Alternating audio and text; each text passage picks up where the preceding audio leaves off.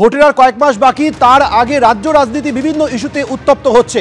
বিভিন্ন রাজনৈতিক দল তাদের কর্মসূচি নিয়ে রাস্তায় নেমেছে। এই মুহূর্তে যে ছবি দেখছেন, এটি পার্ক সার্কাস থেকে রাজাবাজার পর্যন্ত সিপিএমের তরফে সংহতি যাত্রা করা হচ্ছে। আমাদের সঙ্গে সরাসরি রয়েছে প্রতিনিধি উজ্জ্বল মুখোপাধ্যায়। উজ্জ্বল, দেখো, সেটা হচ্ছে 1992 সালের পর থেকে প্রতি বছরই এই দিনটা বামপন্থীদের পক্ষ থেকে, সিপিএম এর পক্ষ থেকে তারা রাস্তায় নামেন এবং তারা সংহতি দিবস পালন করেন।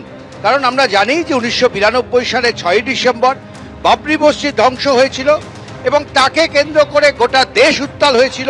পরবর্তী ক্ষেত্রে সুপ্রিম কোর্টের রায় এবং তারপর রাম মন্দির করানো, তৈরি হওয়া, অনেক কিছু রাজনৈতিক ওলটপালট হয়েছে। কিন্তু এই দিনটা বামপন্থীরা প্রতি বছরের মতন এবারও পার্ক সার্কাস থেকে তারা মিছিল বার করেছেন। মোহাম্মদ সেলিম সামনে রয়েছেন, নেতৃত্ব সামনে রয়েছেন, তাদের নেতৃত্বে মিছিল এগিয়ে যাচ্ছে রাজাবাজার পর্যন্ত এবং সেখানে তারা সমাবেশ করবেন। মোহাম্মদ সেলিমদের দাবি যে এবারের নির্বাচনের আগে গোটা রাজ্য জুড়ে যেভাবে একটা ধর্মীয় কার্ড খেলার চেষ্টা হচ্ছে, তার প্রতিবাদে আজকের এই মিছিল। তাদের দাবি যে যেভাবে নির্বাচনকে সামনে রেখে কোথাও বাবরি মসজিদ তৈরি করা হচ্ছে, কোথাও জগন্নাথ মন্দির তৈরি করা হচ্ছে, অর্থাৎ এই যে বিভেদ, আজকের মিছিলের তাৎপর্য কি? 92 সালে 6 ডিসেম্বর ভারতের রাজনৈতিক অধ্যায় ইতিহাসে একটা বিশাল পরিবর্তন হয়েছে যে ধর্মাশ্রিত রাজনীতি করে, মন্দির মসজিদের রাজনীতি করে ভোট বানানো যায়, মানুষকে হত্যা করে সাধু সাজা যায়। সেজন্য আমরা এই বিভাজনের রাজনীতির বিরুদ্ধে বাম দলগুলো একসঙ্গে আজকে রাস্তায় নেমেছি। প্রত্যেক বছর মানুষকে স্মরণ করাতে হবে যে আসলে রাজনীতিটা হচ্ছে রুটি রুজির প্রশ্ন, কাজকর্মের প্রশ্ন, চাষবাসের প্রশ্ন, মজুরির প্রশ্ন। তার বদলে প্রতিদিন দেখবে আমাদের রাজ্যে ছিল না, 92 সালে আমাদের রাজ্যে ধরে ছিল না, আজকে গত 10-15 বছরে দেখবে অনেক বেশি ধর্মাশ্রিত রাজনীতি বেড়ে গিয়েছে এবং বিভাজন বেড়ে গিয়েছে। তার বিরুদ্ধে কি আলাদা কোনো তাৎপর্য? সামনে 2026-এর নির্বাচন, তার আগে কোথাও বাবরি মসজিদ, কোথাও অন্য কারণ থাকতে পারে, কিন্তু আমরা প্রত্যেক বছরই করি, এটা তুমি জানো। সাম্প্রদায়িকতা বিরোধী লড়াই লাগাতার করতে হয়, কোনো একটা বিশেষ দিন না, সারা বছর ধরে করতে হয়। এটাই কিন্তু তাদের মনোভাব এবং প্রত্যেক বছরই সিপিএম এর পক্ষ থেকে, বামপন্থীদের পক্ষ থেকে এই ধরনের মিছিল করা হয়। তবে এবার যেহেতু 2026-এর বিধানসভা নির্বাচন এবং তার আগে গোটা রাজ্য জুড়ে বেশ কিছু ধর্মীয় কর্মসূচি ক্রমশ সামনে উঠে আসছে,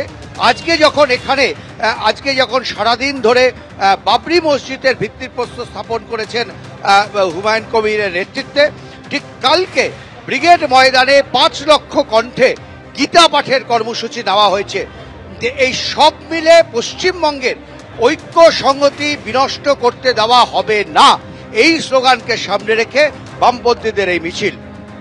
একবারই উজ্জ্বল, তুমি আমাদের সঙ্গে থাকো। বিভিন্ন ছবি আপনাদের দেখাচ্ছে। একদিকে রেজিনগরে আজ বাবরি মসজিদের শিলান্যাস করলেন হুমায়ুন কবির, অন্যদিকে আজ সিপিএমের তরফে সংহতি যাত্রার আয়োজন করা হয়েছে। তৃণমূল পালন করছে সংহতি দিবস, আর বতুয়াগড়ের ঠাকুরনগরে বিজেপির তরফে পরিবর্তন সংকল্প যাত্রাও করা হচ্ছে।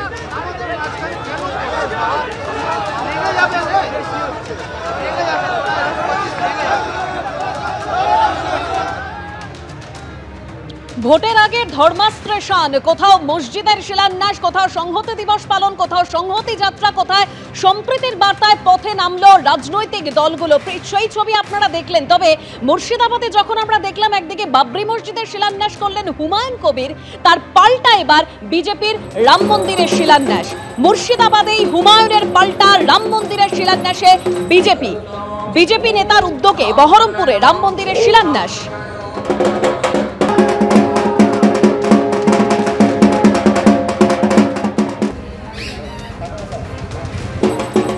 শিলাপুজোর মধ্য দিয়ে শিলান্যাস, আগামী দিনে ভূমি পুজো হবে। রাম মন্দিরের শিলান্যাস করে দাবি বিজেপি নেতা শাখারাব সরকারের।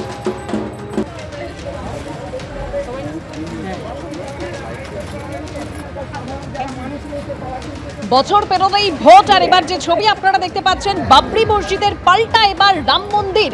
বিজেপির রাম মন্দিরের শিলান্যাস। মুর্শিদাবাদেই হুমায়ুনের পাল্টা রাম মন্দিরের শিলান্যাসে বিজেপি নেতার উদ্যোগে বহরমপুরে রাম মন্দিরের শিলান্যাস।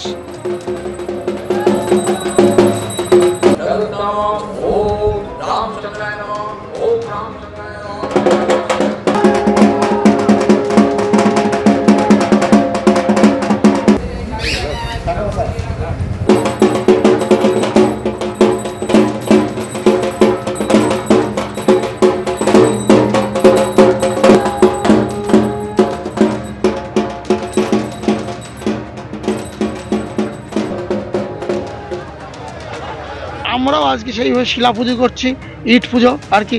সেই শিলা দিয়ে আমরা এরপরে ভূমি পুজো করব। সেখানে রাম মন্দির হচ্ছে, সেই শুধু রাম মন্দির নয়, রাম মন্দিরের সাথে সাথে এখানে হসপিটাল হবে, সেখানে শিক্ষা প্রতিষ্ঠান থাকবে, সেখানে আইনি সহযোগিতা ব্যবস্থা থাকবে, আবাসন ব্যবস্থা থাকবে। সে যে রাম মন্দির হচ্ছেই, যারা বিরোধিতা করছে তারা বিরোধিতা করতে দেন। আর বাবরি মসজিদ যেটা বলছেন, এটা হুমায়ুন কবির করছে নয়, এটা মাথায় রাখবেন। এখানে দিদির মস্তিষ্ক আছে। এবিপি আনন্দ, এগিয়ে থাকে, এগিয়ে রাখে।